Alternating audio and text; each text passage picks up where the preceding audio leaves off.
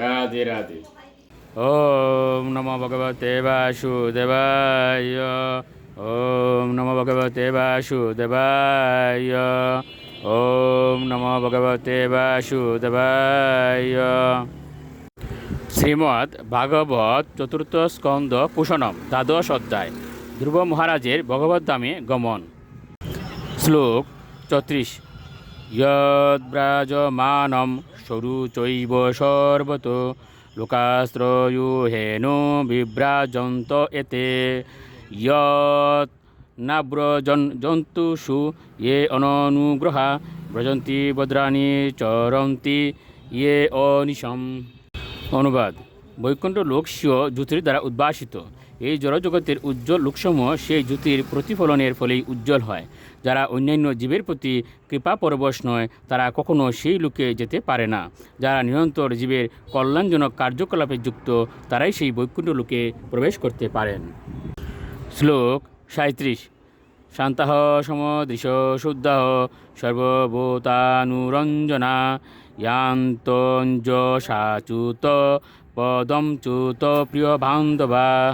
অনুবাদ: যারা শান্ত, সমদর্শী, নির্মল ও পবিত্র এবং যারা অন্য সমস্ত জীবেদের কীভাবে প্রসন্নতা বিধান করতে হয় তা জানেন তারা বৌদ্ধ ভক্তদের বন্ধু। তারাই কেবল অনায়াসে ভগবদ্ধামে ফিরে যাওয়ার সিদ্ধি লাভ করতে পারেন। শ্লোক 38।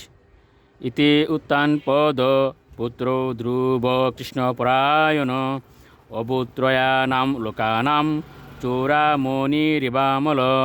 অনুবাদ: এইভাবে মহারাজ উত্থানপাদে অত্যন্ত মহিমান্বিত পুত্র ধ্রুব মহারাজ পূর্ণরূপে কৃষ্ণ ভাবনাময় হয়ে ত্রিলোকের সর্বোচ্চ পদ প্রাপ্ত হয়েছিলেন।